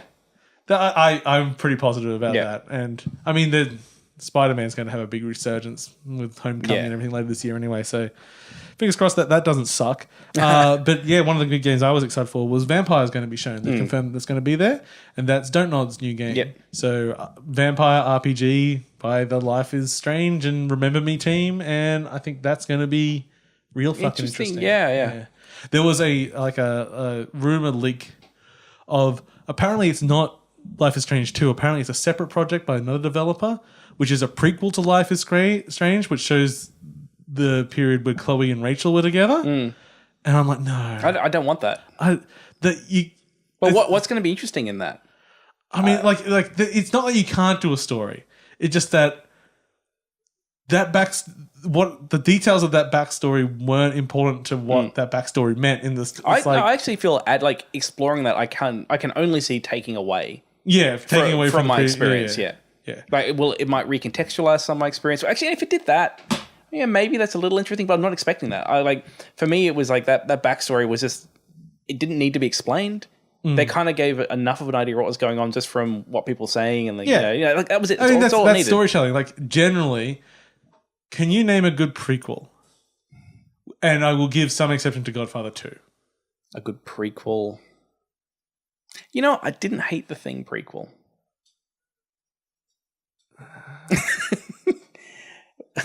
That's really low praise. I didn't hate. That's as good. There's got to be. But is that prequel. just because bloody Mary Elizabeth Winstead is No, attractive? it was okay. I thought it was an alright prequel because it was sort of like soft reboot / prequel. Yeah, soft is right. No, you're right. I don't have too many prequels that come to mind. Yeah, I was thinking about it the other day. I'm genuinely trying to think. If anyone out there email can us. think of a good prequel, not shit prequel. Yeah, an actual quality thing that extended. Like I suppose, like you could say, we were talking about it earlier. You could Better Call Saul. Better Call Saul. Yeah, like maybe, but again, as we're saying, it's not exactly lighting the world that's on fire the same way. And is it? I mean, like really, at its best, that whenever that show, when I watched the first season, was trying to cross over, like, hey, remember this character's a big man? It's like, nah, stop that. Just do another story. Yeah, I'm running dry on that. Prequels are tricky. Yeah, I'm sure there's a couple. Maybe, actually, I'm not sure. I bet there could be a tough couple. I'm sure there is. I'm sure. If I Google top 6 prequels, well, I'm going to look at. Yeah, come on. We've got internet in our pockets. The internet. You do it at home, kids. You look it up too. Okay, so things that I reckon are going to happen. Yep. We will probably see Borderlands 3 because Gearbox wants some money. After what was the last one? I can't remember the name. The last one, Battleborn. Battleborn, and before that, the pre-sequel didn't do particularly well either. Even though they didn't develop that, but it's still their project. Yeah. And Bulletstorm Duke Nukem Edition. Again, like I don't know if it made much, but and Duke Nukem Forever itself, and I think like, Borderlands 2 was the last time they knocked it out of the park. Yeah, and I think that game's going to struggle in that it already looks kind of good, and I don't know if the particular style they go for, if adding to it makes it better. Like they can't really change. It has a certain style to it. They're going to keep with it, and like where do you push it from there to make it look better? It's already pretty good. I don't know, but so we'll see. Maybe they'll be something they can do. I'd like to see them work on some of the multiplayer stuff a bit. I don't know. All right, what do we got? What are our some of them are Rise of the Planet of the Apes. It's not really a prequel. Yeah. I mean, it's sort of a reboot with that. X-Men First Class. Again, it's kind of just like an alternate universe thing at that point. And X-Men as a thing is like it's all over the place. Yeah. I mean, Monsters University. I mean, like it was a good movie. I didn't think it was. But it also didn't really add anything much to the original film. All right. There's just going through a list I've got here. Yeah. Like Casino Royale. I mean, fuck. Is that a prequel though? I don't know. Again, I guess technically, reboot thing. It's kind of a soft reboot. Yeah, it's Bond territory with that. Again, a lot of these are things like that. Like Batman Begins. It's like, well, yeah, but it was the launch of the new Batman. Yeah. I was like, okay. Because there's a difference between origin story and prequel. Yeah. Like, I would say Casino Royale is it's a reboot origin story rather than a prequel. Temple of Doom. I mean, yes, it's technically a prequel. Doesn't really. Oh, is it? It doesn't add anything to Raiders, I wouldn't say. But I mean, good. Godfather, as I said before, and Good, the Bad, and the Ugly. Again, like they're not. None of them are. There's nothing that's really. Yeah, when I look at that, I didn't go, oh, yeah, of course. I was like, oh, yeah, I guess they're technically beforehand. But it's not like, it's not like, oh, we need to delve into that thing that was mentioned in the first thing. See, I guess it's a hard thing to pull off, I guess, because like if I was going to say it's a good prequel, it would need to leverage the fact it's a prequel. And so for that to work, it would need to go into what happened beforehand and add to the lore in some way. And so... God, all these sites seem to have exactly the same list. That's right. It's Back to the Future 2. Did they all just Can you count that as a prequel? No. No, you can't. It's a direct sequel. You can't do it. Just because it goes back before it. It's just like, no, it very much builds on the first film, everything about it. There's a list of prequels. What's this? Oh, I mean, if we look at things that aren't films. Oh, here we go. Oh, no, it's a big list. Yeah. Of course. Clifford's Puppy Days. Oh, before he was big and red, when he was just red. How could I forget that chestnut? Exactly. We're getting our Big Bang Theory prequel soon. That's going to be gold.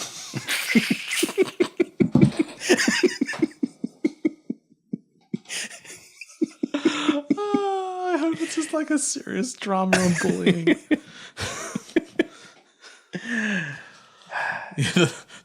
The Big Bang Theory itself is actually just a construct that Sheldon has made to recover from the terrible from his childhood trauma. Yeah.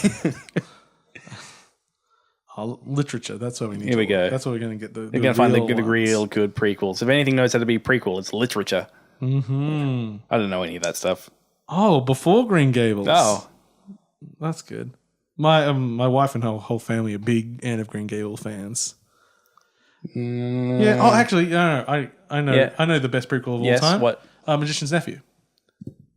Oh, it's in Narnia. Yeah. Yeah. Yeah. That's that's probably still my favorite Narnia book. Yeah. And really good prequel. Really extends the universe and explains a whole bunch of stuff. There we go. And it's fun standalone thing on its own. We solved it. Done it. Magician's Nephew. Solved it. Which they never made into a movie because the series was so unpopular by that point. No one would fund them. Oh. I think they were trying to do the Silver Chair. Yeah. You can't beat the BBC version anyway. Well, you could very easily. Okay. Other things. Let's see if there's anyone. So, Knack 2 will probably be there because it's happening. Ni no Kuni 2. The new Wolfenstein, I bet, is a lock. I bet that's going to be seen. It's been okay. We know it's in development. We know it's probably called the new Colossus. Yeah. It's been teased for so long. I bet it's going to be there. I think after Doom, I already think that Wolfenstein was on a good kind of trajectory for that kind of old school shooter. Yeah. But I think after seeing Doom and the success it's had from that, yeah. let's see New where Order it and go Old next. Blood were already fantastic. So that's we're going to see that in Mario and Rabbids game. Oh, I can't wait for that. Can't wait. There's a leak today of the amiibos that are being made for it. Oh, really? I really want the one with the rabbit that's dressed as Yoshi because it just looks like he's torn his skin off and is wearing it. And he looks like he's insane. I can go next to my villager figure. That'll be perfect together. Two murderers. I've been thinking about getting more amiibos. I like the little Inkling girl. Yeah, I think she's really cute. The new Inkling ones that that one, the too. exact one you have there. I've been thinking about getting that one. Got on my desk. Just give me the money. No, $100. $100, but I could get it for like $8. But no. Yeah, but it's not used. What I'm really hoping to see from Nintendo is actually we didn't say what about Nintendo predictions, so I guess this is part of that because we spoke about it a bit earlier. Yeah. I really hope we see Retro's new game because that's yeah. Maybe no, Paul. Do we even say the words? Just say it. Maybe something that's Prime. Yeah, little Metroidy. Oh, it'd be good. Could happen. Or what I want is Metroid or a new IP. I don't even though they were fantastic. I don't want another Donkey Kong Country. Yeah, I like because Retro can do more than just that. Even as Tropical Freeze was one of the best platformess in years. I know it won't be Metroid. There's still a little part of me. There's a little part of me. It's like, come on, just give me a little bit more Metroid. Just at this point, I'd even settle for another remaster of the 3 games just on my Switch. Mm-hmm. I'd even go for that. I mean, frankly, I was playing them emulated recently. Yeah, Metroid Prime 1 looks great. Quite frankly, if you just fiddle with the controls a little bit and just fix it up so it's widescreen. Actually, did it have in the Wii version? Yeah, I think the Wii version. I think it might have had widescreen. Yeah. Frankly, it's a good looking game. Yeah. It's still a good game. I think Death Stranding, we will get a trailer that means nothing. I totally expect that. We will still know basically nothing about the game. Yeah. Because I expect that game's going to be at least another 3 years off. There will be speculation about what it is. At the wazoo. I think I thought I heard that CD Projekt Red is going to show something on Cyberpunk. Oh yeah. It may not be probably won't be gameplay, but I think they're ready to start revealing some of what the hell that's going to be. I'm super keen on that. Yeah. I just want to know what it's going to be. Yeah. I find the whole basically they're saying The Witcher 3 is nothing compared to the density we're doing in this game. And whilst I feel this is in a city and that's there, it's like, well, if we're talking about content density, how are you going to make all this goddamn content and keep it interesting? And so far, I have to give you the benefit of the doubt because you've continued to expand and keep content interesting. But holy shit, that's a lot of work. And how can any studio do that much work? Well, when I think you look at the steps between each of those Project Red games, it's just massive. It's huge. So if we see another like that, I've always thought that Witcher 3 is basically this is what we always wanted to do. Yes. This is what we're aiming for from the first game. We're finally there. But I know we'll see. If they can push it even further, Witcher 2 is still better. Who are you going to call it? Oh yeah, well for me. I mean, it's not an objective fact. It's completely my opinion. But I'll say it anyway. Red Dead Redemption 2 will definitely see something. Yeah. Whether or not they... I still don't think they'll show gameplay. I think they'll just have like a trailer and just go, Yeah. look, it's pretty. We know how to render trees and mountains. That fire casting that light's pretty. Yeah. They're just going to do everything on their own. You're going to try and shut the dog off. Shut the door. Do it. We'll wait for him to start reading to the door. This has been a real toast-heavy episode. I guess someone else was writing on this list because Wasteland 3's on there. Oh, yeah, I chucked that on there.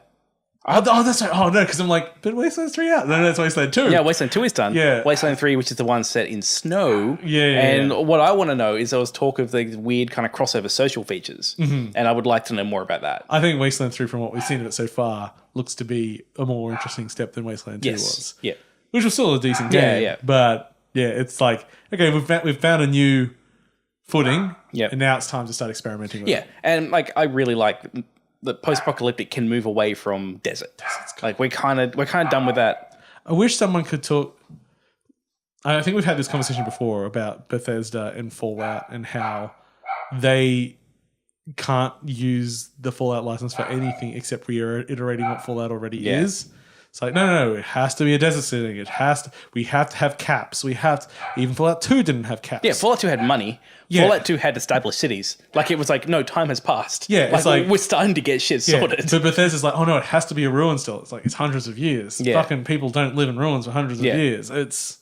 In fact, humans bounce back really well. Yeah. We're really good at that. We're fantastic cockroaches. Oh, yeah. It's hard to get rid of us. Yeah. Yeah. That's always my problem with like, imagine Elder Scrolls was the word I was looking for. Yeah. Imagine if the world progressed. Oh, actually, like push it forward. Like it is there. Yeah. Like every game kind of pushes the narrative. You know, for all I know, that could happen.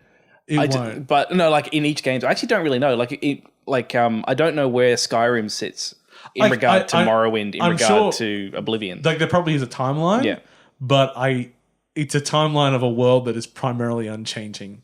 Yeah, the only thing they've done that in is Elder Scrolls Online. Because Elder Scrolls Online, they do the Knights of the Old Republic thing, where they go, this is like thousands, I think hundreds or thousands, whatever, years ago. So yet, still the that same, crazy different. Which is actually, Knights of the Republic was one of the things that they had. Because the original Knights of the Republic comics were like, no, this is like primal Jedi. Like this is like, caveman style. Like it's like, things have come a long way. But in KOTOR, it's like, oh, we just want to use this as an excuse to have this kind of out of canon, in canon kind of thing. Especially when things start talking about thousands of years. I mean, I just love use like, just look at anywhere on this planet. Yeah, what's changed in that time. Go back 1,000 years. Yeah. Fuck, you go back 100 years. Yeah, it's massively different. You go back in my lifetime and things are significantly different. It's like, oh, yeah, just... take some chances. Yeah. But I'm always saying that to Bethesda. And they always say, fuck you, we make enough money, Paul. And now we're going to do our VR Fallout. And while you're at it, we're going to go sue some indies. I would like to see what the new Elder Scrolls game will be, but there's no way that's going to be there. Oh, no, I reckon it's going to be there. Oh, you reckon there'll be at least a tease. Elder Scrolls 7? Because Bethesda, I think we're up to Bethesda 7. have their own show, and they've highlighted... like the roadmap, like I've got like a amusement park picture showing like all the areas. So the only thing that I see them not showing something on a new Elder Scrolls, because they do have some unannounced IP, like I think 2 unannounced IPs are going to show. So one of them, maybe they'll be doing something else, like have like a third pillar instead of just Elder Scrolls Fallout alternating. Maybe they'll put in a third pillar. And that might be because they want to focus on Elder Scrolls Online and keep that running for a while without diluting that by people going like, fuck playing that. I'm waiting for the new whatever. Blue Porp. That would be a good Elder Scrolls Blue Porp. Who wouldn't play that? I'd like it to be about the Red Guard, but you don't have to know what the Red Guard are. That's fine. That's okay. A new universe, like in that style of game would be interesting to see. Yeah. Yeah. A completely new engine would be nice. What if they did a entirely new RPG of their style based in the cancelled Prey 2's universe? Yes. That would actually be pretty great. Solved it. That's why they cancelled it. They loved it so much. Man, what a freaking boon that would be. Everyone would then go like, "Oh, Prey looks good, but man, that cancelled Prey 2 looks so interesting." And like Bethesda be taking so much, well, ZeniMax, Bethesda, whatever. They've been taking so much heat for years, and like, why'd you cancel it? It's like because we've been quietly supporting it for the whole time. We just need all that indie money to help fund it. Yeah, that's why we've been suing people. You're welcome to protect the secret. Secrets are valuable. And we definitely are not seeing Beyond Good and Evil 2 or Half-Life 3. Nope, we're not seeing either of those two things. Although I haven't heard Half-Life 3 confirmed, so I mean, maybe definitely there. You know, there's that Twitter of like, is Half-Life 3 released? And every day just posts no. Just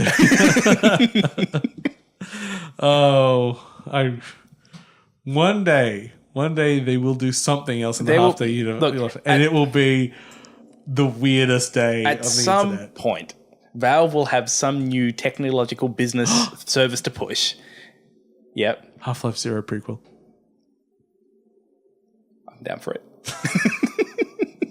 Zen only. No, it's just Gordon's life. It's just like a date, like a life sim. Yeah. You've got to get your PhD and go to recruitment and like, oh, yeah, you've done quite well on your interview, Gordon. You don't talk much though. How are you handling hazardous materials? That's where it ends. It just ends with Gordon going, I like it. Freeze frame.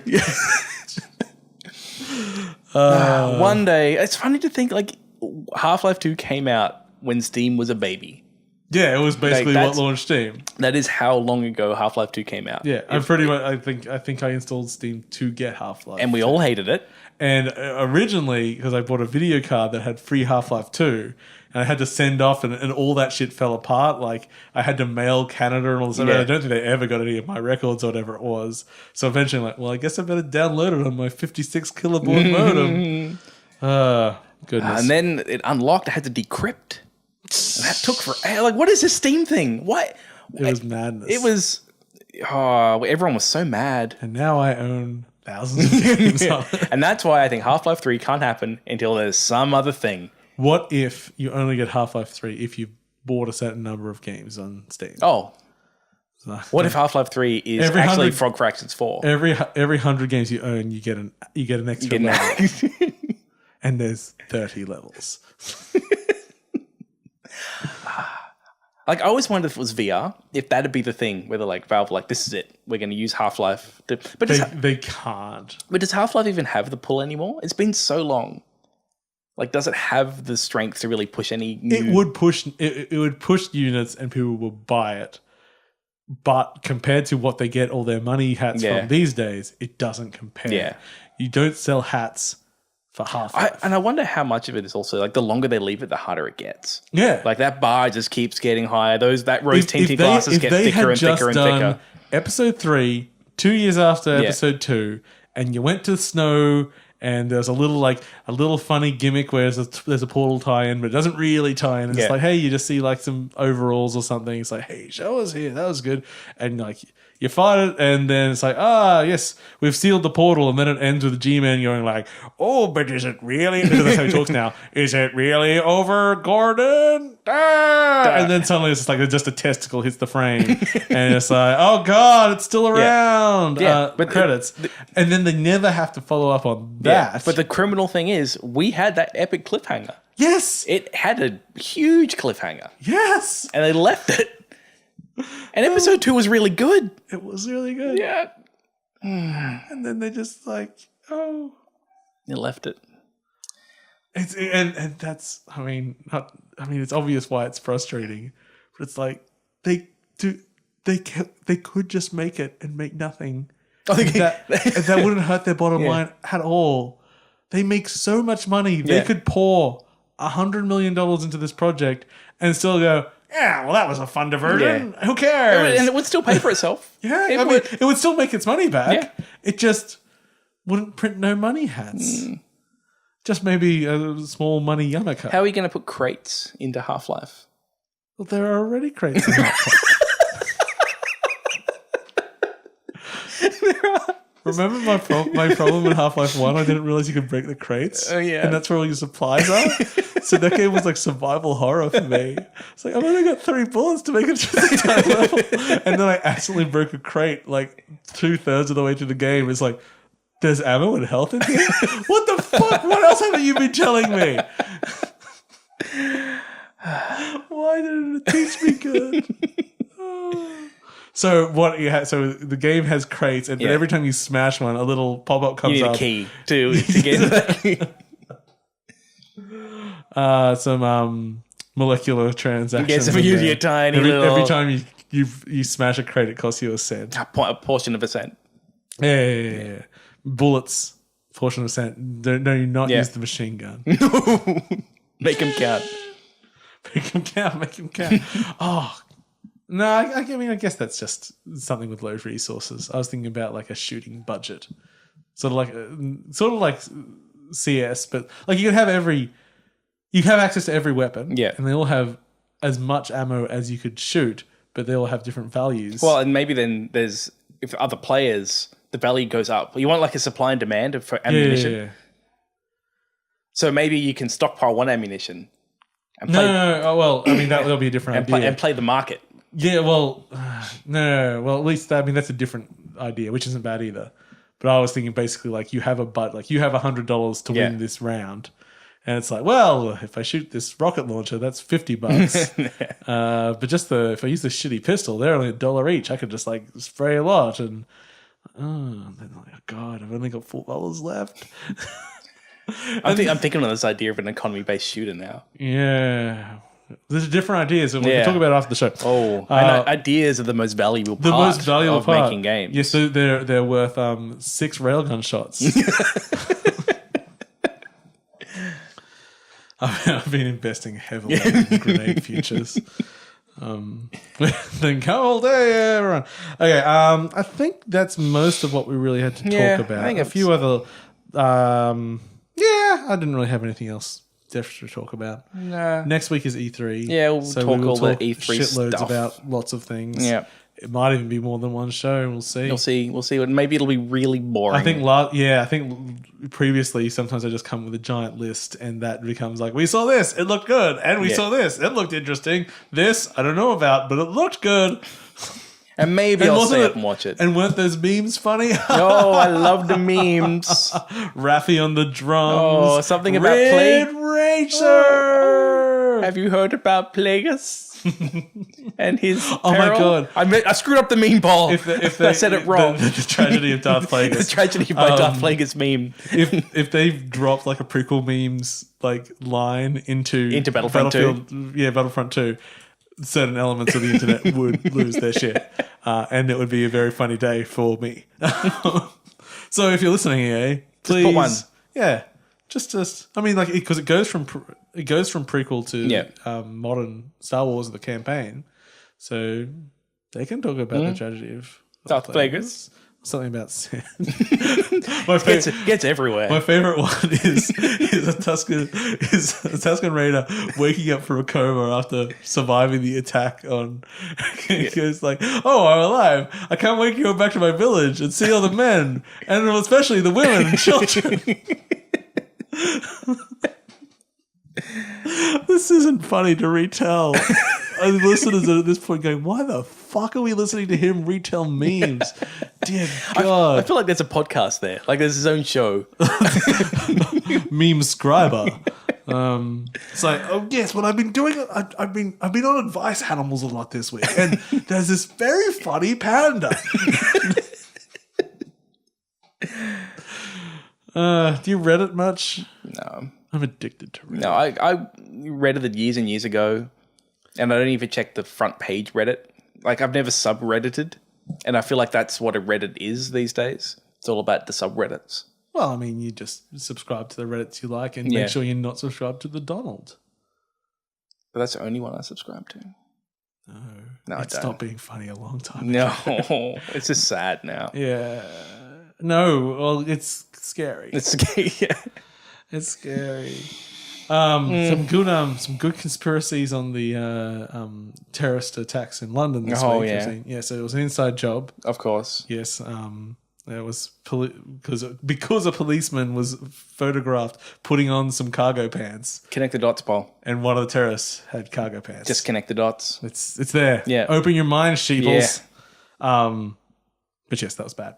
I was going to look up memes, but no, we can't. No, we have to look up memes. I think that will bring us to the end of today's episode. Looking forward to E3 next week. Remember, you can start joining in the festivities, because I like to think of the festivities, on Sunday morning Australian time. What time in the morning? I think it's 2 a.m., but do not quote me on that. Go and check it yourself. Here's the thing. Whilst I'm someone that gets up and rugs up because it's a little bit cold at the moment, and I sit here and I watch and I go like, ooh, I have so many opinions. But even then, I have to wait until everyone else has woken up to share my opinions. So it really doesn't hurt if you just wait until daylight hours. I might. I'll see how I feel. Look, if people wanted to be good friends of Paul, It's a big if. we could all like snuggle up and watch it together, like on a big screen, and comment and have a lovely time. Maybe. It's clothing optional. It's always optional. We're not wearing pants right now. No, we are. Actually, you do. Sorry. Yeah. Thank you for joining 8.5bit. You can check our website, 8.5bit.com, our Twitter and Facebook. Please like, share anything you like on that. Subscribe to us on iTunes. And if you do, please leave us a review, because reviews help us share the love. Thank you for watching or listening. I've been your host, Paul. And I've been James. We'll catch you later, folks. Thanks, everyone. Yippee! Try spinning. That's a good trick.